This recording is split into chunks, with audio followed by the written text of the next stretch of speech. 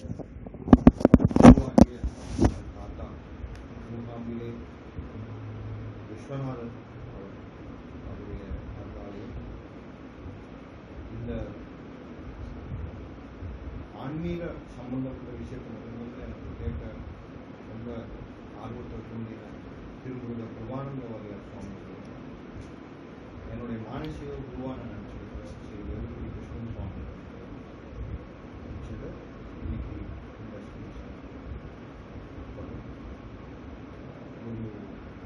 இந்த தலைப்பு வந்து நம்ம ஃபாலோ பண்ணிட்டு அனுசரிச்சு சனாதன தர்மம். நம்ம வந்து நம்ம சாதாரணமாக அதை இந்துயிசம் அப்படின்னு சொல்லியிருக்கோம். சனாதன தர்மம் அப்படின்னு ஏன் அதை சொல்லியிருக்கோம், யார் வந்து அப்படிங்கிற தலைப்பை நம்ம கொடுத்தா அப்படிங்கிறது வந்து நம்ம ஒரு ஆராய்ச்சி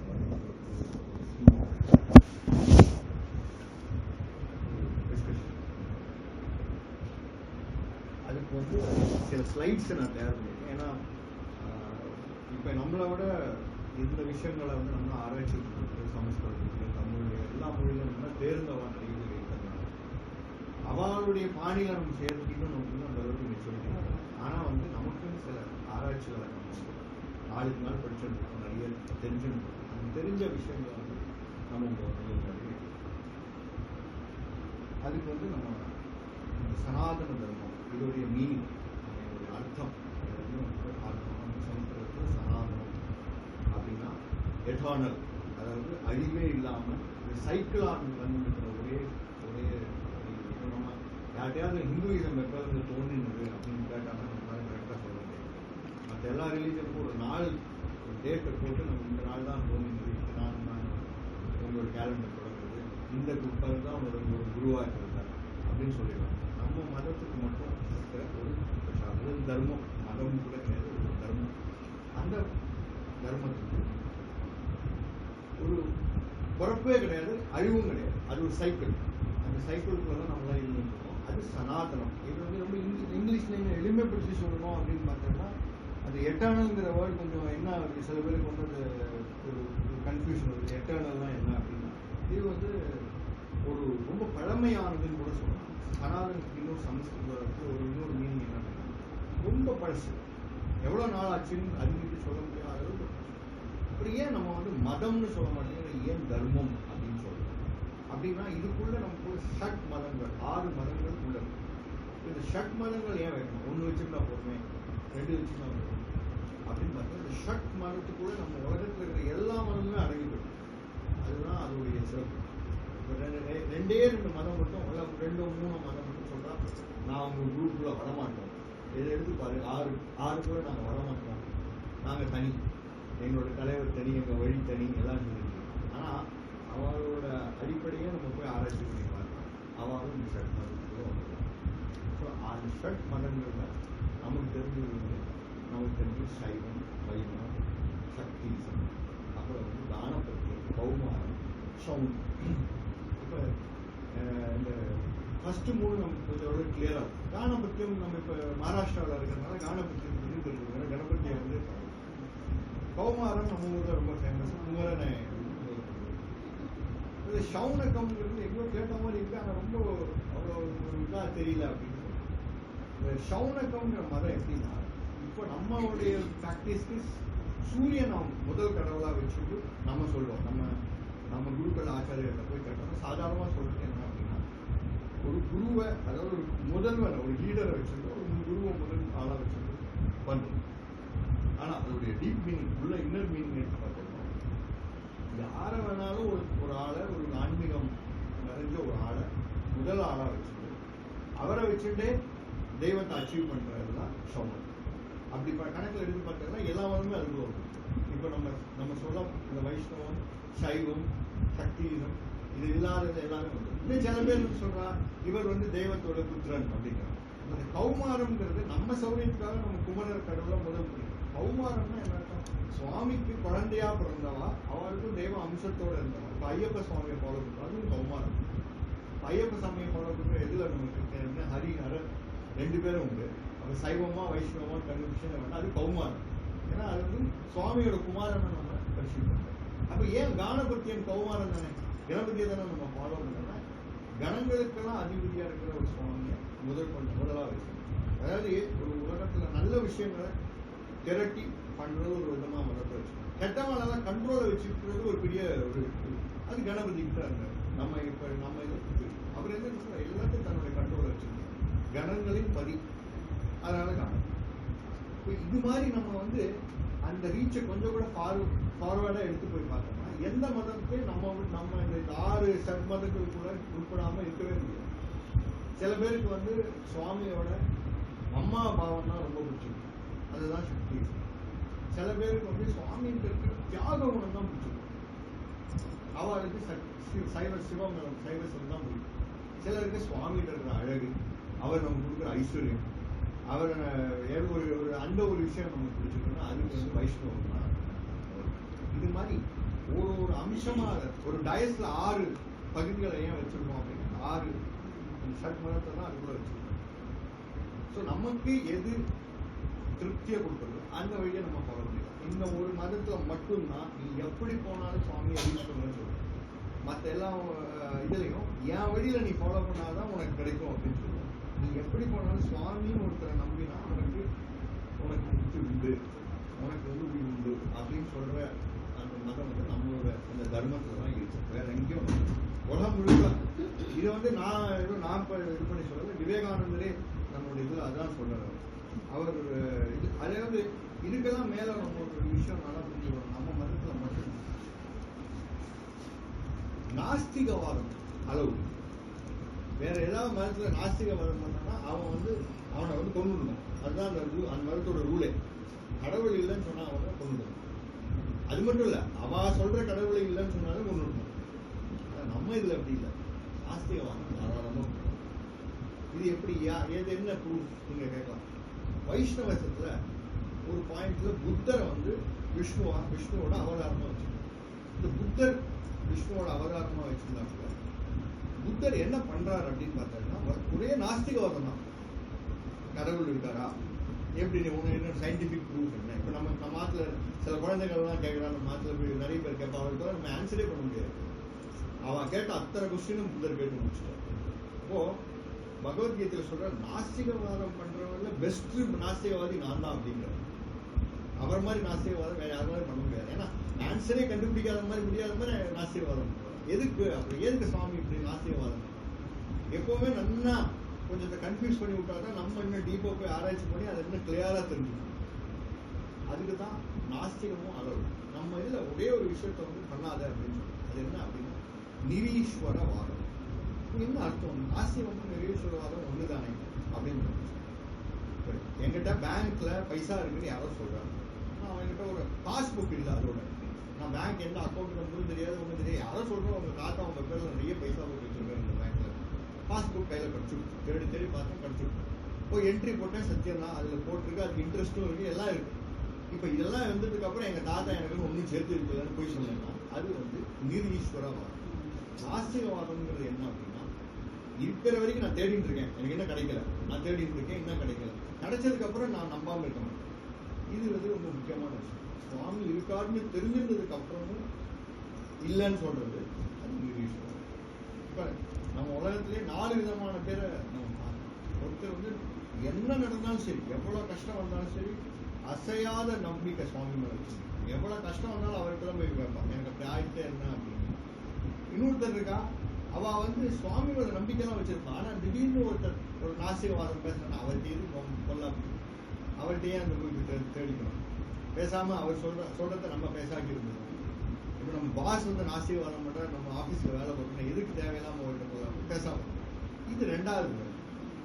இவ வந்து ஆஸ்திக நாஸ்திகம். இன்னும் 3வது ஒருத்தர் இருக்கான். அவ எப்படி அப்படின்னு கேட்டா, அவ வந்து சுவாமி மேல 100% நம்பிக்கையே இல்லை, ஆனா வந்து என்னோட பாஸ் வந்து சாமி நம்புறாரு. அவர் போய் நான் போய் பூஜையில போய் நிக்கலைன்னா எனக்கு அடுத்த ப்ரொமோஷன் கிடைக்காது, சும்மா பேருக்கு நம்பி வைப்போம், இவரே நம்பி வைப்போம் அப்படின்னு. அவ வந்து நாஸ்திக ஆஸ்திகம். வெளி உலகத்துக்கு ஆஸ்திகம் மாதிரி தெரிஞ்சாலும் மனசுக்குள்ள சுவாமி மேல ஒரு போட்டு நம்பிக்கை இல்லை. அடுத்த ஒருத்தருங்க அவன் வந்து நாஸ்திகன். அவன் வந்து சுவாமியை பார்க்கற வரைக்கும் நான் நம்ப மாட்டேன், அந்த சைட்ல இருப்பேன், அந்த பக்கம் எல்லாம் வரமாட்டேன், காம்ப்ரமைஸ் பண்ணி வரமாட்டேன். இதுல இந்த 2 பேர் நடுவில் இருக்க பாருங்க, 2 பேர் ஆஸ்திக நாஸ்திக அவளை தான் சுவாமி சுத்தமாக பிடிக்காது. நீ நாஸ்திகனா இருந்துட்டு போ. ஏன் அப்படின்னா நீ யாரையும், அதாவது நாஸ்திகன் 2 டைப் இருக்கா. ஒருத்தவங்க யாரையும் பின்படுத்த மாட்டான், ஆனால் அவன் நம்ப மாட்டான். அவனுக்கு ப்ரூஃப் வேணும், அது வரைக்கும் நம்ப மாட்டான். அது பரவாயில்ல.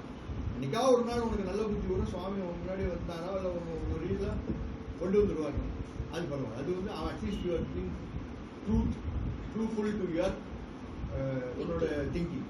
அந்த ஒரு ப்ராசஸ் கூட இல்லாமல் எந்த இல்லாமல் கன்ஃபியூஸ்டாக இருக்காம அதுதான் வந்து பிராதுங்கிறா அப்படின்னு சொல்லி ஒரு இப்போ இதுதான் வந்து நம்மளோட, இது வந்து ரொம்ப நான் சொன்ன ஒரு இதுல ஒரு டீட்டெயிலாக சொன்னது ஒரு சின்ன ஒரு ட்ராப்.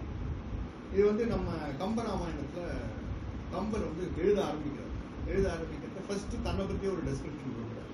திருப்பாற்கடலில் சுவாமி படுத்துருக்காங்க. பக்கத்தில் அந்த கரையோரமும் ஒரு பூனை உட்காந்துருக்கு. இந்த பூனை யாருன்னா கம்பரம். அவர் என்ன எழுதுறார், இந்த பெரிய திருப்பாற்கடலில் குடிச்சிடலான்னு இந்த பூனை ஒரு கற்பனை பண்ணியிருந்தான். அதனால கொஞ்ச நேரம் கொஞ்சம் குடிச்சு அது வயிறு நடந்துன்னா அதோட இது போயிடும். அது லைஃபே அந்த பால்கடலை குடிக்க முடியாது. அது மாதிரிதான் நான் ராமாயணம்ங்கிற பெரிய கடலை இவரோட கவிதைகளை வச்சுட்டு நான் எழுதிடலான்னு நினைக்கிறேன் அப்படின்னு சொல்லி அவரே தன்னை டெஸ்கிரைப் பண்ணிக்கிறேன். அவரே அப்படி டெஸ்கிரைப் பண்ணுறது கம்பன் வீட்டு கட்டுத்தறியும் கவி பாடும் அப்படிப்பட்டவர் நினைக்கும் போது நம்மளும் இன்னும் எளிமையானவன். நமக்கு தெரிஞ்ச நாலேஜ் அறிவு அதுல நமக்கு தெரிஞ்ச ஒரு நாலேஜ் தான் நம்ம இப்போ பகிர்ந்துக்கிறோம். இப்போ இதுல வந்து 2 விஷயத்த நம்ம இதுல போட விரும்புகிறேன். ராமோ விக்கிரக தர்மா, ராமன் தான் வந்து தர்மம். இன்னொன்று கிருஷ்ணம் தர்மம் சனாதனம். இந்த 2 ப்ரூஃபும் வந்து நம்மளுடைய இந்த சனாதன தர்மம் எந்த டைரக்ஷனை நோக்கி போயிட்டு இருக்கு. ஷர்மா தான் இருக்கலாம், அதில் பல பிரான்ச்சஸ் இருக்கலாம். இப்போ சில பேர் வந்து பஞ்சாப் சைடெல்லாம் போனீங்கன்னா புக்கு தான் சுவாமின்னு சொல்கிறோம். புக்கை தான் நம்ம உத்தரமாக வச்சு அதுக்கு நிறைய இதெல்லாம் பண்ணி கட்டாலும் முடிச்சு இது தப்பா. ஆமாம். அப்போ இது வந்து கரெக்டா அப்படின்னா நம்ம பாகவத புராணத்தை எடுத்துப்போம். சுவாமி என்ன சொல்றாரு, நான் கிளம்பி போறத புஸ்தகத்துக்குள்ள நான் உள்ள போயிடுறேன் அப்படின்னு சொல்றாரு. எழுத்துக்களை நான் உள்ள போயிடுறேன். இவன் என்ன பண்ணிருக்கா, அதே தான் குருமுகியில எழுதி அவன் வச்சிருக்கான். அவன் புரியுற பாஷையில புரிஞ்சு எழுதி வச்சிருக்கான். டெய்லி அதுக்கு ஆராதனை பண்றான். அதனாலதான் அவளுக்கு ஏதோ ஒரு இதை எழுதினேன். இப்ப நம்ம இதுல சுவாமி நம்பிக்கையே இல்லாத சில தலைவர்கள் கூட நமக்கு நல்லதெல்லாம் பண்ணிட்டு இருக்காங்க. ஒரு தலைவர் இருந்தார், அவர் வந்து ஒரு கிட்டத்தட்ட 2 லட்சம் பேரை புத்த மதத்துக்கு மாத்திட்டு இருக்காரு. அவர் நினைச்சிருந்தா வேற ஏதாவது ஒரு மதத்துக்கு மாத்திருக்கலாம். மாத்திருந்தா நமக்கு இன்னைக்கு நம்மளுடைய நம்ம சொல்றோம் இல்லையா, ஒரு பர்சன்டேஜா நம்ம குறைஞ்சிட்டு வரும். இப்ப 80 இருந்தா 79 ஆகி குறைஞ்சிருக்கும். இந்த மாதிரி பர்சன்டேஜா குறைஞ்சிருக்கும். ஆனா அவர் எழுதி வச்சுட்டு எழுதி வச்சுருக்காரு. யாரெல்லாம் நேர்முகமா இந்து மதத்தை ஃபாலோ பண்ணாங்க, இல்ல இந்து மத தலைவராக இருந்த ஒருத்தரை ஃபாலோ பண்ணாங்க அப்படின்னா நம்மளுடைய குருநானக், மகாவீரர், புத்தர் இவெல்லாம் இந்துவா இருந்தவன். அவளும் ஹிந்துஸ்தான், அவளுக்கு இந்து சம்பந்தப்பட்ட எல்லா சாஸ்திரங்களும் பொருந்தும் அப்படின்னு சொல்லி எழுதி வச்சிருக்காங்க அந்த தலைவர். அப்போ இது மாதிரி கூட சில பேர் கான்ட்ரிபியூட் பண்ணிருக்காங்க நம்மளுடைய மதத்துக்கு. இப்போ நம்ம வந்து இந்த தர்மத்தை வந்து எவ்வளோ நாள் சில பேர் கேட்பாங்க. இப்போ நம்ம ஹிஸ்டாரிக்கல் ஃபேக்ட் எல்லாம் பார்த்தா இந்த ஹிஸ்டோரியன்ஸ் எல்லாம் ஒன்று பண்ணுவாங்க. 2000 வருஷத்துக்கு பின்னாடி இருக்கிற ஹிஸ்டரி அப்படியே இது ரப்பர் போட்டு அழிச்சிடுவாங்க. 2000 வருஷத்துக்கு முன்னாடி இருக்கிற வரைக்கும் தான் எல்லாம் இருக்கு. ஏன் அப்படின்னா அவளுக்கு ஒரு பர்சனல் ஈகோ. நான் ஃபாலோ பண்ணிட்டு இருக்கிற ரிலீஜன் 2000 வருஷமா பர்சனல். அப்போ எனக்கு முன்னாடி ஒரு ரிலீஜன் இருக்குங்கிறத ஒத்துக்கிடுச்சு அவள் தயாராகல. அப்போ இப்போ நம்ம திடீர்னு நம்ம ஹிஸ்டரி புக்ஸ் எல்லாம் எடுத்து பார்த்தோம்னா திடீர்னு ஒருத்தர் பிம்பிசாரர்னு ஒருத்தர் வந்து ரூல் பண்ணார் அப்படின்னு இதுக்கு நடுவில் சில ஆராய்ச்சிகள்லாம் பண்ணி பரீட்சித் மகாராஜாலேருந்து பிம்பிசாரா வரைக்கும் இருக்க லைனேஜை கண்டுபிடிச்சு இப்போ அதுக்கு ப்ரூஃப் எல்லாம் பண்ணி அதெல்லாம் நல்லா கிளியராக ப்ரூஃப் பண்ணியாச்சு. ஸோ அப்போனா மகாபாரதா டைம்ஸ்லேருந்து மாடர்ன் டைம்ஸோட லிங்க் அந்த பிரிட்ஜை போட்டாச்சு. இப்போ இதில் ஒரு முக்கியமான ஒரு எசன்ஸ் என்ன அப்படின்னா, நமக்கெல்லாம் தெரியாமையே நம்ம மேலே ஒரு விஷயத்தை நம்ம ஹிந்து மித்தாலஜி அப்படின்னு ஒரு வார்டு. ஹிந்து அந்த வேர்டுக்கு நான் வரேன். மித்தாலஜிங்கிற வேர்டு நம்மளாம் நமக்கு தெரியாம யூஸ் பண்ணிட்டு இருக்கோம். யார்ட்டாவது நம்ம எக்ஸ்பிளைன் பண்ணிட்டு this is in Hindu mythology அப்படின்னு. மித்தாலஜின்னா என்ன அர்த்தம்னா கட்டுக்கதைகள்னு அர்த்தம். இங்கிலீஷ்ல போய் அதோட மீனிங் எடுத்துக்கோ. ஹிந்து நம்மளே சொல்றோம் நம்ம கதைகள்லாம் கட்டுக்கதைகள் அப்படின்னு சொல்றோம். ஆனா இதெல்லாம் நம்ம இப்போ சயின்ஸ் அப்படின்னா நம்ம வந்து டிவியில பார்க்கக்கூடிய 2 சேனல்ல இதை பத்தி கிளியரா டெஸ்கிரைப் பண்ணி மகாபாரத யுத்தத்துல ஒரு ஆட்டம் பாம்பு வந்து குருக்ஷேத்திரத்துக்கு பக்கத்துல வெடிச்சிருக்கிறதுக்கு அவ ப்ரூஃப்லாம் எடுத்து, மகாபாரத யுத்தம் நடந்ததுக்கு ப்ரூஃப் எடுத்து, அதுக்கு நடந்த காயின்ஸ் எல்லாம் எடுத்து இதெல்லாம் பண்ணியிருக்காங்க. அவ அப்படின்னு சொல்றா, இல்லை உங்க ஊர்ல தான் எல்லாம் நடந்திருக்கு, 5117 வருஷத்துக்கு முன்னாடி இதெல்லாம் நடந்திருக்கு. ஆனா நம்ம வந்து அதுக்குள்ள இந்த 50 வருஷத்துல நம்மளுடைய, அதாவது நமக்கு என்ன ப்ராப்ளம்னா, நம்ம 700 வருஷம் ஒரு பர்டிகுலர் குரூப்க்கு அடிமையா இருந்தோம். அதுக்கப்புறம் ஒரு 300 வருஷம் இன்னொரு குரூப்க்கு அடிமையா இருந்தோம். இதுல நம்மளோட இந்த தர்மத்தை அவ எப்படி டிஸ்கிரைப் பண்றாலும் அதை நம்ம அக்செப்ட் பண்ணிக்காது. சரி அப்படி சொல்றாலும் அப்படியே நம்ம வச்சுக்கலாம் அப்படின்னு அவ தானே முதலாளி, அவட்ட தானே சம்பளம் வாங்குறோம். அதனால அவ என்ன சொல்றா, சரி அப்படியே கேட்டுட்டு போவோம், இது போய் அவட்ட போய் அதுக்கு சண்டை போட்டுக்கலாம் அப்படின்னு சொல்லிட்டு பண்ணு. இதுல வந்து நமக்கு இருந்த ஒரு விஷயம் முதுகலை யூஸ் பண்ணுறோம், அதை நம்ம விழுந்து இல்லை வீக் ஆயிடுச்சு. இப்போ நம்ம சில பேருக்குலாம் சொல்கிற பேக் பெயின் இருக்குன்னா பேக் ஸ்ட்ரென்தனிங் அந்த மாதிரி நம்மளோட இதை வந்து ஸ்ட்ரென்தன் பண்ணி அது மாதிரி நம்ம ஒரு விஷயம் நம்ம இது ஒரு ஆராய்ச்சி பண்ணலாம். இப்போ இதில் இந்த ஹிந்துங்கிற வேர்ட் நம்ம எடுத்து பார்த்தோம்னா, நீங்கள் எப்படி சான்ஸ்கிரிட் டிக்ஷனரியை பிரித்து போட்டாலும் சரி, ஹா இன் ஹின் து இப்படி எப்படி பார்த்தாலும் சரி அதுக்கு மீனிங்கே கிடைக்காது. இந்த ஹிந்துங்கிற வேர்டு எப்படி அப்போ நமக்கு வந்தது அப்படின்னா, பர்ஷியன்ஸ் யாரு அப்படின்னு நமக்கு ஒரு விஷயம் அப்படின்னா, பர்ஷியஸ் அப்படின்னா பர்ஷியனா நமக்கு தான் தெரியும், பார்சிஸ் இருக்கா, அவன் அந்த அக்னியை வர்ஷிப் பண்றவா, இவ்வளவு விஷயம் நமக்கு தெரியும். ஆனா இந்த பர்ஷியன்ஸ் அதுக்கு முன்னாடி யாரு, எங்கேருந்து போனா? இப்போ மகாபாரத யுத்தம் நடக்கிறது வேற எந்த ஃபாரின் கண்ட்ரிக்கும் பிரச்சனை இல்லை. நீச்சாஸ்னு ஒரு குரூப்பை சொல்றான். அப்புறம் எல்லாம் மகாபாரதத்துக்கு தேசத்துக்கு இந்த 16 தேசங்கள் வந்து 64 சத்ரப்ஸ் பத்தின்னு சொல்றான். அதுக்கப்புறம் ஒன்றும் ரெஃபரன்ஸே இல்லை. ஒரே ஒரு குரூப் சொல்றா, அவ மீச்சான்னு சொல்றான். அவன் வந்து நான்வெஜ் எல்லாம் சாப்பிடுவான்னு மகாபாரதத்துல அவளை எக்ஸ்பிளைன் பண்ணி. இன்னொரு குரூப் அப்படின்னு பார்த்தோம்னா நம்ம யவனா அப்படின்னு சொல்றோம். நம்ம இதுலலாம் வந்து யவனன் அப்படின்னா நித்திய யவனா அப்படின்னு சொல்றோம். அவன் யாருன்னா கிரீக். அவனுக்கு வந்து வயசானதே தெரியாது. நம்ம ஊர்லாம் வயசான முடி நரைச்சு குழந்தைலாம் இருக்கும். அவளுக்கு வந்து கர்லி ஹேரா இருக்குமா, சீக்கிரம் வந்து கிரேயிங் ஆன ஹேரு, அவளால தான் யவனர்கள் அப்படின்னு சொல்றோம். இவ்வளவு தவிர ஒண்ணுமே ரெஃபரன்ஸ் இருக்குது. பார்சிஸ்ல எங்கேருந்து வந்தா அப்படின்னு நம்ம ஒரு எடுத்து படிச்சோம்னா, இப்போ நார்த் இந்தியாலாம் போனோம்னா இந்த அக்னி, இப்போ நம்ம சூரிய வன்ஷி அப்படிங்கிற மாதிரி அக்னி வன்ஷி அப்படின்னு சொல்றோம். இவெல்லாம் எங்க இருந்துட்டு இருந்தா அப்படின்னு சொல்லி நம்ம ராமாயணத்துல அதனுடைய ரெஃபரன்ஸ் ராமாயணம் எடுத்து படிச்சோம்னா, கேகேய தேசம் அப்படின்னு ஒரு தேசம், கைகேயி அதோடைய பிரின்சஸ், கேகேய தேசத்தில் உள்ளவங்க அக்னிவன்ஷியர். ஓகே, இவா வந்து நம்ம இன்னைக்கு மாடர்ன் டே பார்சிஸ். அதனால தான் அவள் இன்னும் ஃபயரை வர்ஷிப் பண்ணிட்டு இருக்கா. அவர் அகிரேன்னு சொன்னா கூட அது வந்து டெம்பிள் தான். ஸோ இப்போ ஃபர்ஸ்ட் கிராஸ் மேரேஜ் எங்கே நடந்தது அப்படின்னு நம்ம கேட்டோம்னா சொல்லலாம், பார்சி லேடிக்கும் நம்ம யூபியில் இருந்த ராஜாக்கும் கல்யாணம் நடந்ததுன்னு சொல்லிக்கலாம். ஏன்னா வந்து கைகேயி வந்து பார்சிகர் தேசத்தை சேர்ந்தது. அப்போ இந்த பார்சிகர்களுடைய பாஷை கொஞ்சம் கொஞ்சமாக மாற்றம் வருது. அவங்களுக்கு வந்து டைரக்டா சமஸ்கிருத லாங்குவேஜ்ல இருந்து லிங்க் கட்டாயப்படுது. அதுக்கு நடக்கிறதுக்கு காரணம் என்ன அப்படின்னா, நம்ம மாடர்ன் டே மேப் எடுத்துக்கிட்டோம்னா காஸ்பியன் சி அப்படின்னு சொல்றோம். இதுதான் வந்து ஒரே கடல் வித் ஸ்வீட் வாட்டர், அதாவது லேண்ட் லாக். அது வந்து ஒரு லேக், ஆக்சுவலா சீயே கிடையாது, ஒரு லேக் இருக்கு. அந்த லேக் அந்த அளவுக்கு அந்த ரஷ்யாவிலேருந்து வரக்கூடிய பனியெல்லாம் உருகி அங்கே வந்து ஒரு லேக்காக ஃபார்ம் ஆகும். ஸோ நமக்கும் இந்த பாரசீக தேசத்துக்கு கான்டாக்ட்ஸ் வந்து கொஞ்சம் கொஞ்சம் கட்டாது. ஒன்லி த்ரூ சி இருக்கும். அப்போ கொஞ்சம் கொஞ்சமாக அவளோட எழுத்து முறை வந்து ஈஜிப்சியன்ஸ்லேருந்து அந்த எழுத்து முறையை வாங்கிக்கலாம். அவள் என்ன எழுத்துனா ஏர் உழுதும் முறை. இப்போ நம்ம இதெல்லாம் ஏர் உழுதுன்னா நம்ம வந்து நிறைய சின்னமாட்ட கேட்டால் என்னன்னு தெரியாது, ஏன்னா டிராக்டரை வச்சு பண்ணி விட்டுலாம் அப்படின்னா. ஏர் உழுவும் முறை அப்படின்னா இது லெஃப்ட்லேருந்து ரைட்டில் எழுதிட்டு போவா, அப்புறம் ரைட்லேருந்து லெஃப்ட் எழுதிட்டு போவா. ஸோ அவள் வந்து நம்மள மாதிரி கிடையாது. அவள் பேப்பரே அவள்கிட்ட கம்மி, அதனால அவள் இப்படி எழுதுனா அந்த இதை இங்கேருந்து எடுத்து கட் பண்ணி இங்கே எழுத மாட்டான், அப்படியே கண்டினியூஸ் பண்ணி எழுதிட்டு. அது அப்படியே கொஞ்சம் கொஞ்சமாக மாறி அவள் லெஃப்ட் டு ரைட் எழுதாது, நம்ம ரைட் டு லெஃப்ட். மீன்ஸ் நம்ம லெஃப்ட் டு ரைட் எப்படி எழுதணுமோ அப்படியே தான் எழுதணும். இவாள்கிட்ட ஒரு ப்ராப்ளம் இருக்கு. இவன் எழுத்துக்களே சுட்டிட்டான். வெறும் 26 எழுத்து. நம்ம இங்கிலீஷில் ஆல்பாபெட்ஸ் பார்த்தோம்னா அதோடைய ஒரிஜினேஷனே பார்சிஸ் தான். இந்த அலிஃபா அப்படின்ற எழுத்து அவள்கிட்ட தான் இருக்கு. இந்த அலிஃபா தான் கிரேக்கரோட பொறுத்த அல்ஃபான்னு ஆயிடுச்சு, அதே இப்போ இங்கிலீஷ்காரோட பொறுத்த ஏன்னு ஆயிடுச்சு. இதுதான் அதோடைய ப்ரொக்ரெஷன். அவள்கிட்ட அவெல்லாம் வந்து ஒரு சிங்கிள் நம்ம மாதிரி சிங்கிள் எழுத்து கிடையாது, ஏ அப்படின்லாம் எழுத்து கிடையாது அவளுக்கு.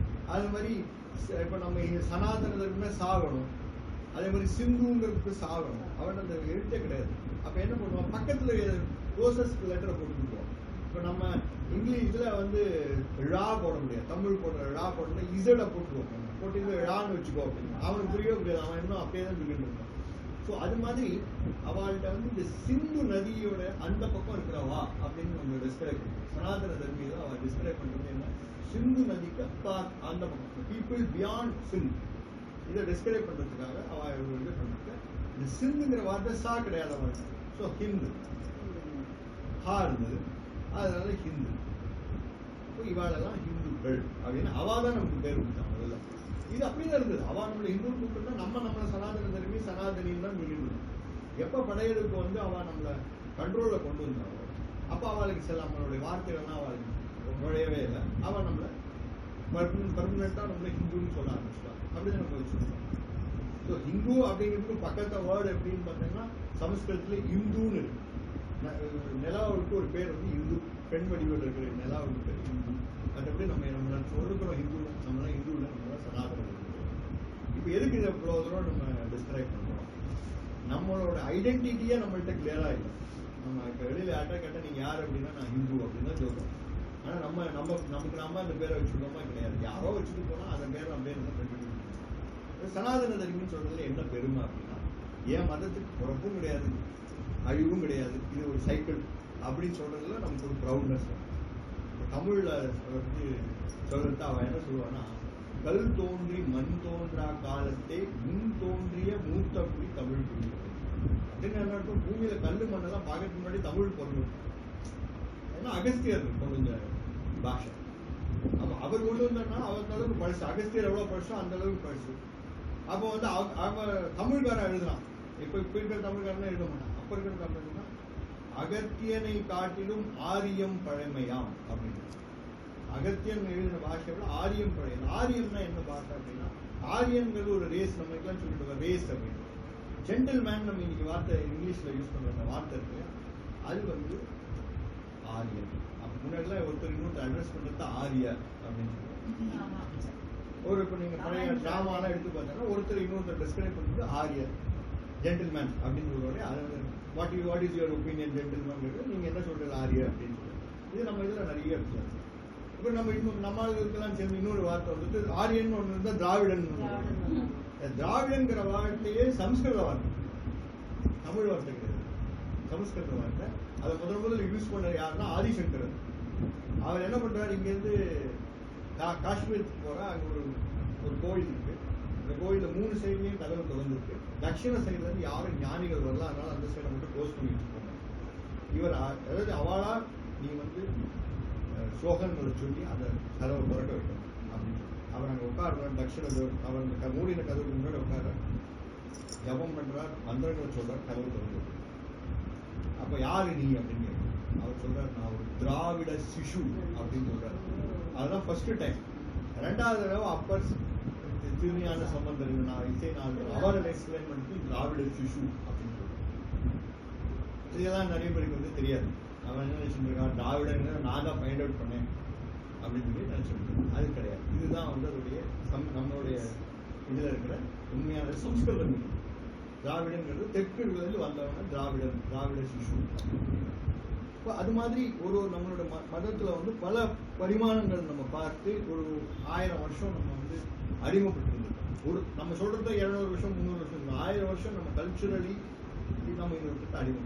அதுக்கு முன்னாடி நம்ம எப்படி இருந்தோம், நம்மளோட தேசம் எப்படி இருந்தது அப்படின்னு பார்த்தா அதுதான் அகண்ட பாரதம் அப்படின்னு சொல்லி பாரத வச்சு நம்ம சங்கல்பம் சொல்லுவோம். அகண்ட பாரதம்.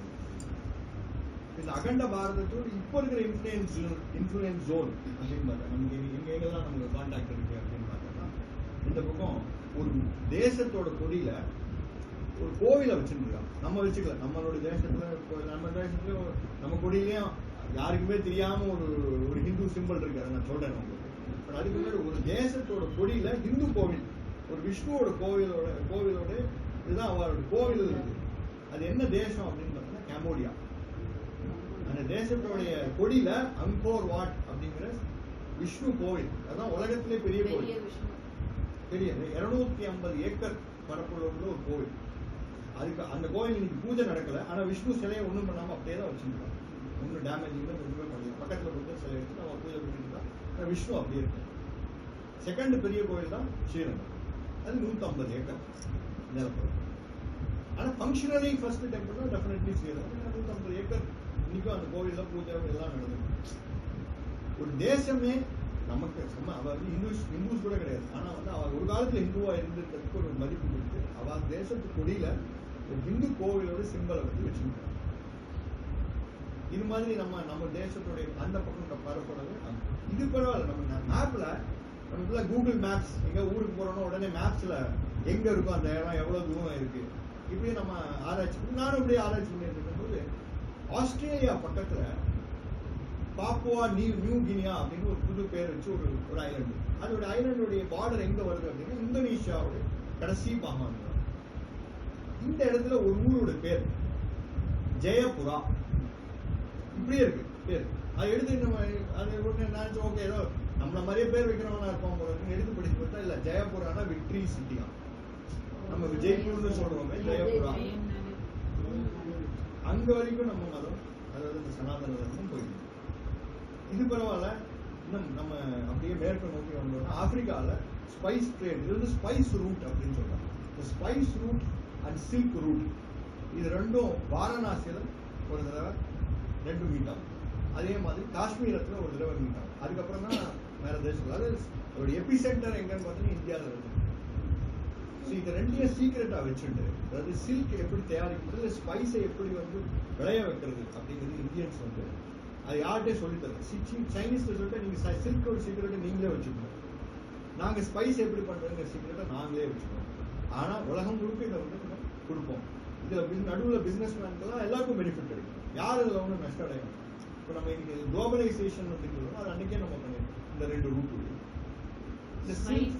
ஸ்பைஸ்னா நம்மளோட எல்லா வாசனா பொருட்கள், அது இந்தியா தான் அதோடைய சென்டர், எபி சென்டர். அதோடைய ஆரம்பம் என்ன பார்த்தா இந்தோனேஷியா, அந்த ஜெயபுரா, எல்லாமே அதுல எல்லாமே ஒரு ஸ்பைஸ் ரூட், அதே மாதிரி சில்க் ரூட். இந்த 2 ரூட்டும் கரெக்டா இன்டர்செக்ட் ஆயிருக்கு இந்தியாவில் 2 இடத்துல. ஒன்று வாரணாசின்னு இருக்கு பட்டணத்துல, இன்னொன்று காஷ்மீர்.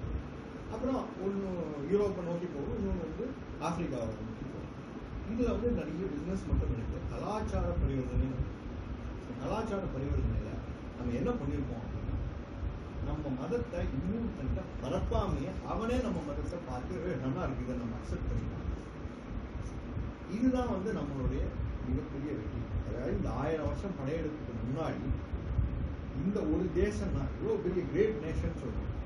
ஒரு ராஜா கூட அவன் இன்னொரு ராஜா மேல போய் படையெடுத்து, இப்ப நம்ம சொல்றோம் உள்ளுக்குள்ள சண்டை போட்டு பண்ண மாதிரி, அது ரொம்ப நம்ம கை வந்த கதை. நம்மளோட ஒப்பீனியன்ஸ் வந்து என்னைக்குமே மேட்ச் ஆகாது. சண்டை போடுவான், அதுக்காக உன்னோட டெரிட்டரியை நான் எடுத்துக்கிறேன், என் டெரிட்டரி நீ வச்சுக்காங்க, தோக்கடிச்சுட்டு அதுக்கப்புறம் என்ன பண்ணுவாங்கன்னா ரொம்ப சாதாரணமா பண்ணிக்கிறேன்னா ராஜா அவங்களோட பொண்ணை எனக்கு கல்யாணம் பண்ணிக்கிறோம், உறவுக்காரனாக்கிருக்கோம். இதுதான் நம்ம பண்ணிட்டு இருந்தோம். ஸோ ஹிஸ்டோரியன் சொல்ற 10,000 வருஷமும் உங்க தேசம் எங்களுக்கு இருந்து இருக்கிற 10,000 வருஷம் ஹிஸ்டரியில உங்க தேசத்துல யாரும் போய் எங்கேயும் படையெடுத்து அங்க நாச நஷ்டங்களை பண்ணி அந்த தேசத்தோட இடத்த நீ இப்படி பறிச்சு வச்சுட்டு இதெல்லாம் நீங்க பண்ணதே கிடையாது.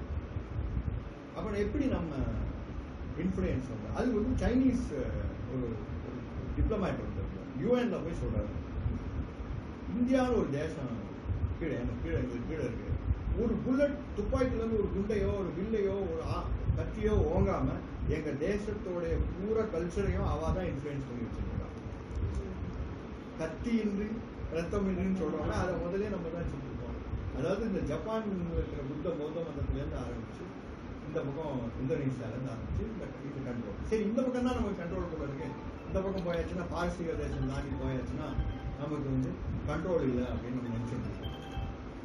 அதுக்கு ஒரு சின்ன எக்ஸாம்பிள், ஒரு 3 டவுனுடைய பேர் மட்டும் நான் சொல்றேன். நமக்கு இப்ப இருக்க மாடர்ன் பேருன்னு சொல்றேன், அதோடைய ஆன்ஷியன்ட் பேர், அது எப்படி அதோட ஒரிஜினேஷன், இதுவும் நம்ம சயின்ஸ்ல இருக்கு. நான் ஒன்றும் புதுசா ஒன்றும் சொல்ல இல்ல, டிக்ஷனரியில ஏதோ ஒரு எங்களுக்கு ஒரிஜின் ஆஃப் எ வேர்ட் அப்படின்னு சொல்லி போடுது. இப்போ நம்ம எல்லாம் எல்லாருக்கும் தெரியும், எல்லாரும் வந்து ஒரு பில்கிரிமேஜ் போவோம், நம்ம வந்து கல்ஃப் கண்ட்ரி நோக்கி போவோம். அது வந்து மெக்கா அப்படின்னு சொல்றாங்க. அந்த இடத்தோட ஒரிஜினல் பேரு மகேஸ்வரனுடைய ஊர். இது வந்து அவளுடைய டிக்ஷனரியிலே போட்டிருக்கா. இதுக்கு இன்னும் என்ன உங்களுக்கு என்ன ப்ரூஃப் இருக்கு? இதெல்லாம் சும்மா நீங்க சொல்றதுக்கு ஈஸியா இருக்கு சொல்றேன் அப்படின்னா, இங்கேருந்து நம்ம பங்களாதேஷ் போனோம்னா அங்கே ஒரு இடம் இருக்கு, அதுக்கு அந்த இடத்துல இன்னைக்கு சக்தியோட கோவில் இருக்கு, தாகேஸ்வரி கோவில். தாகேஸ்வரிங்கிற அந்த கோயில் இருக்கிற இடம் பங்களாதேஷோட கேபிட்டல் சிட்டி, அதுதான் டாக்கான்னு சொல்றாங்க. தாகேஸ்வரி தான் அந்த கோயிலுக்கு அந்த ஊருக்கு பேர். தாகேஸ்வரி எந்த டைரக்ஷன் நோக்கி ஒரு கண் பார்வை இருக்கு அப்படின்னா, தேவி நின்றுன்றதுல ஸ்ட்ரைட்டா ஒரு லைன் வரைஞ்சதுன்னா நேரம் மெகா சிட்டி. ஓகே, இது மட்டும் தான் அப்படியா? இது நமக்கு சார் இது நமக்கு தெரியாது, ரெண்டுமே வெளிநாடு. இதுக்கு இன்னொரு காரணம் இருக்கு. நம்ம ஊர்ல போனோம்னா கன்னியாகுமரி நம்மலாம் போயிருக்கோம். அழகா அந்த டிப்ல போய் பார்த்தோம்னா ஒரு இடத்துல ஒரு பாறை உண்டு, யாராவது வந்து ஏதாவது சொல்லுவாங்க வந்து தர்ப்பணம் பண்ணலாம், அது நம்ம அங்க ஒரு இடம் இருக்கு, அதுக்கு பேர் தேவி பாதம். அங்க தேவி வந்து கன்னியாகுமரி கோயிலுக்கு கீழே இருக்கிறாங்க, கடலுக்குள்ள கல் பாறையில இருக்கிறாங்க. தேவி பாதம் நார்த் நோக்கி இருக்கு. அந்த தேவி பாதத்துல இருந்து ஒரு கோடு போட்டு வந்தோம்னா நேரம் நம்ம கைலாஷ் மானசரோவர் இருக்கு. அந்த தேவி வந்து சுவாமியை பார்த்துட்டு இருக்காங்க. ஒண்ணு வந்து தேவி வந்து சவுத்ல இருந்து நார்த் ஃபேஸிங்கா இருக்கா, கைலாசம் வந்து சவுத் ஃபேஸிங்கா இருக்கா, தட்சிணாமூர்த்தி. அதே மாதிரி இன்னொரு இடத்துல அவர் ஈஸ்ட் ஃபேஸிங்கா இருக்கா, தேவி வெஸ்ட் ஃபேஸிங். இது நம்ம ஸ்பியர் ஆஃப் இன்ஃப்ளூயன்ஸ். அந்த அங்க அந்த இடத்துல அந்த இதை கண்டிப்பது விக்ரமாதித்யா மகாராஜான்னு சொல்றோம். அதுக்கப்புறமும் இருக்கு. அதுதான் லாஸ்ட் பாயிண்டான்னு கேட்டா இல்லை. இப்போ நமக்கு தெரிஞ்ச ஒரு தேசம், அது போயிட்டு நான் அப்புறம் மற்றது போறேன். இந்த தேசம் வந்து மொராக்கோ அப்படின்னு சொல்றாங்க, ஸ்பெயின் பக்கத்துல இருக்கு. இதுல இப்போ அந்த தேசத்துக்கு ஒரு இடம் பேரு மாரகேஷ். இது வந்து நீங்க அப்படியே சான்ஸ்கிரிட் டிக்ஷனரி எடுத்து சிவரோட பேர் மாரகேஷ். ஓகே, நான் கூட நினைச்சேன் ஒரு ஒரிஜினேஷன் வேற எங்கேயாவது இருக்கும் அப்படின்னா அவன் கிளியரா போட்டிருக்கான் மாரகேஷ் ஃப்ரம் சான்ஸ்கிரிட் ஒரிஜின் அப்படின்னு சொல்லிட்டு. இந்த மாரகேஷ் மொராக்கோங்கிறதுல கொஞ்சம் அப்படியே தம்படி வச்சு கிராஸ் பண்ணி ஜிப்ரால்டர் கிராஸ் பண்ணி அது போனா ஸ்பெயின். ஆப்பிரிக்காவுடைய டிப் யூரோப் பக்கத்துல. ஸோ அது மாதிரி நம்மளுடைய அந்த இன்ஃப்ளூயன்ஸ் இதுல வந்து என்ன அப்படின்னா, நம்ம இதுல மொராக்கோல படையெடுத்து போனா இந்த ராஜா அப்படின்னா நம்ம எந்த ஹிஸ்டரி புக்கையும் படிக்கக்கூடாது. இன்ஃபேக்ட் இந்த அங்கோர் வாட்டர் இந்திரன் பிரம்மா எல்லாருக்கும் சில, ஈவன் விஷ்ணு சில எல்லாம் சைனீஸ் பேஸ்ல தான் இருக்கு. அவ்வளோதான். நீங்க நம்ம சவுத் ஈஸ்ட் ஏஷியன் கண்ட்ரில எந்த கோயில போய் பார்த்தாலும், அப்கோர்ஸ் இப்போ லேட்டஸ்டா நம்ம எக்ஸ்பேர்ட் இந்தியன்ஸ் கட்டின கோயிலை தவிர எந்த கோயில பார்த்தாலும் அவ சைனீஸ் மூஞ்சி தான் இருக்கா. அவ மூஞ்சி அவளுக்கு இஷ்டப்பட அவ பண்ணியிருக்கான். நம்ம இன்ஃபுளுன்ஸ் பண்ணியிருந்தா என்ன பண்ணிருக்கோம், ஏன் எங்களோட நான் எப்படி பண்ணிருக்கோம் பாரு அதே மாதிரி தான் நீ பண்ணணும் அப்படி நம்ம இன்ஃபுளுன்ஸ் பண்ணணும். அவளால விருப்பப்பட்டு பண்ணிருக்கான். ஸோ இது மாதிரி தான் நம்மளுடைய ஸ்பியர் ஆஃப் இன்ஃபுளுன்ஸ். இப்போ அதே மாதிரி நம்மளுடைய இந்த மேப்போட ஒரிஜினேஷன் நம்ம ஒரு பாகவத புராணத்துக்குள்ள போயிட்டு திருப்பி எழுதுறோம். இது ஒரு பாகவத புராணத்துல இந்த ஒரு 7 சைக்கிள் உள்ள ஒரு லோகத்தை சொல்றோம். அதோட சென்டர் பாயிண்ட் என்ன அப்படின்னு ஜம்போ தீபம். நம்ம அதுதான் நம்ம சங்கல்பம் பண்ணிருக்கோம். ஜம்போ தீபே பாரத வருஷே பாலகண்டி மேரோ தட்சிணேகம் மேரோக்கு சவுத்துல இருக்கும் அப்படின்னு சொல்றது. இப்போ இந்த இதுபடிதான் உலகம் இப்ப இருக்கா அப்படின்னு பார்த்தா இது எப்படி சொல்லியிருக்கு, ஒரு லேண்ட் மாஸ், அந்த லேண்ட் மாஸ்க்கு அப்புறம் உப்பு சூழ்ந்த ஒரு கடல் டபுள் த சைஸ் இது இருக்குன்னு சொல்லுவாங்க. அப்புறம் அடுத்த லேண்ட் மாஸ் அதை விட பெருசு. அப்படி 7 இது ஒரு சீக்கும் ஒரு டேஸ்ட் இருக்கும். ஒன்றுக்கு வந்து கருப்பஞ்சாரா இருக்கும், ஒன்று சுகர் வாட்டரா இருக்குமா, இப்படி ஒன்று பால் கடைசியில் இது பண்ணி நம்ம பாகவத புராணத்தில் இது ரொம்ப கிளியரா வியாசர் சொல்லுவாங்க. இப்போ இதுல வந்து 2 வெஸ்டர்னர்ஸ் இந்த மேப் அப்படியே எடுத்து இந்த 2 விதமா டிஸ்கிரைப் பண்றாங்க. ஒன்று என்ன சொல்றா, இப்படிதான் உலகம் இருந்திருக்கணும், இப்போ நீங்க சொல்ற கலியுகம் வந்துருக்கு, இந்த மாதிரி உலகத்துல பல மாற்றங்களும் வரும். அந்த மாதிரி மாற்றத்துல இது இந்த பகுதி வந்து கண்ணுக்கே தெரியாத மாதிரி எடுத்து உலகம் இருக்கு, உலகத்தை சுற்றி கடல் இருக்கு, கடலை சுற்றி நம்ம கேலக்சி இருக்கு, இந்த கேலக்சியோட நம்ம முடிச்சுட்டு நம்ம இந்த சென்டர் பார்ட்டுக்கு மேல நம்ம இன்னும் எக்ஸ்ப்ளோரே பண்ணல. இவ்வளவுதான் நம்ம எக்ஸ்ப்ளோர் பண்ணிருக்கோம். நம்ம மாடர்ன் சயின்ஸ் இவ்வளவுதான் எக்ஸ்ப்ளோர் பண்ணி. இது ஒரு வாதம். இன்னொரு வாதம் சொல்றா, இல்ல இதெல்லாம் இருந்திருக்கு, கடல் உப்பு எதோட சேர்ந்தாலும் உப்பா மாற்றிருக்கோம். ஸோ கடல் இதெல்லாம் உடஞ்சி வரத்த இதெல்லாம் வந்து ஒன்னா லயிச்சு உப்பு தனியா மாறிடுச்சு, அதுதான் காரணம் அப்படின்னு சொல்லி 2 எக்ஸ்பிளனேஷன் நம்ம சொல்லல, வெஸ்டர்ன் சயின்டிஸ்ட் சொல்றாங்க. சரி, இது அப்படிதான் இதுக்கு வந்து ஏதாவது ப்ரூஃப் எல்லாம் இருக்கா அப்படின்னா, இந்த வந்து ரெவல்யூஷன் ஆஃப் அர்த் இந்த மாதிரி இருந்திருக்கு உலகத்துல. பூமியெல்லாம் ஒரே இடத்துல, அப்புறம் அது கொஞ்சம் கொஞ்சமா அப்படியே நம்ம 7 துவீபங்கள் சொல்றான், அது 7 கான்டினென்ட்டா மாறி இருக்கு அவ்வளவுதான் அப்படின்னு சொல்லி இப்ப நம்மளுடைய மாடர்ன் உலகம் அப்படி இருக்கு. இந்தியா வந்து இப்ப இருக்கிற இந்த பாரத பெனின்சுலா வந்து அண்டார்டிகா பக்கத்துல ஒட்டிருக்கு. அங்க இருந்து வந்து நேரம் வந்து ஏசியாவில் இப்ப நம்ம இருக்கிற இடத்துல, அதாவது நேபாள் பக்கத்துல வந்து மோதினதுல வந்தது யங்கஸ்ட் கோல்டு மவுண்டன்ஸ். அது வந்து 1,17,00,000 ஆண்டுக்கு மேல வருஷங்களுக்கு மேல ஆச்சு ஹிமாலயம். அதாவது 2 லேண்ட் மாஸ் முட்டிதுன்னா அப்படி இந்த மேல வந்து ஒரு மலையாயிடுமா. யங்கஸ்ட் கோல்டு மவுண்டன் எது அப்படின்னா ஹிமாலயம் சொல்லுவோம். இதுக்கு வந்து அவளே ப்ரூஃப்லாம் இருப்பாங்க. ஹிமாலயஸ்ல நிறைய இடத்துல கட் செக்ஷன்லாம் பண்ணிட்டு கடல் சம்பந்தப்பட்ட விஷயங்கள்லாம் கிடைச்சிருப்பாங்க. அப்போ ஹிமாலயம் வந்து எனிவேர் பியாண்ட் 17 lakh years தான் ஆயிருக்கு அப்படிங்கிறது அவளோட விடயம். அது 17 lakh years முன்னாடி அப்போ என்ன நடந்தது, ராமாயணம் இருக்கு. ராமாயண காலத்துல ஹிமாலயத்தை வந்து டெஸ்கிரிப்ஷன் இருக்கு. ஆனா ரொம்ப பெரிய இதனால அவன் வந்து சமுதிரத்தையும் கோதாவரி நதியும் சரையு நதியை பத்தி டிஸ்கிரைப் பண்ற அளவுக்கு ஹிமாலயத்தை பத்தி ரொம்ப டிஸ்கிரைப் பண்றாங்க. இன்ஃபேக்ட் ராமர் பார்க்குற முக்காவாசி ரிஷிகள் எல்லாம் வெஸ்டர்ன் காட்ஸ் ஷயாத்ரி பர்வத்தை ஒட்டி தான் இருந்திருக்காங்க. அவர் அந்த டைரக்ஷன்ல தான் வாக் பண்ணி ஸ்ரீலங்கா போயிருக்காருங்கிறது ப்ரூஃப். அதே வந்து கிருஷ்ணாவதாரம் இப்போ 5,170 years முன்னாடி கிருஷ்ணாவதாரத்தில் ஹிமாலயம் ரொம்ப இம்பார்ட்டன்ட் மவுண்டன். அங்கதான் ரிஷிகள் இருக்கக்கூடிய இடம். இங்க ரொம்ப பீஸ் இருக்கு. இதெல்லாம் ரொம்ப கிளியரா டிஸ்கிரைப் ஆயிருக்கு.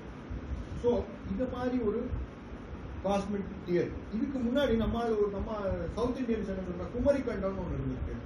அது வந்து கடலுக்குள்ள போயிட்டு அங்க இருந்த போது எங்களுக்கு முதல் சங்கம் இடைச்சங்கம் 2 இருந்தது. இப்போ 3வது சங்கம் தான் இப்போ முதலையில கடைச்சங்கம். அதுலதான் இந்த இப்போ மாடர்ன் தமிழ் புக்கெல்லாம் எழுதியிருக்கா. அதுக்கு முன்னாடியே 2 சங்கம் இருக்கு.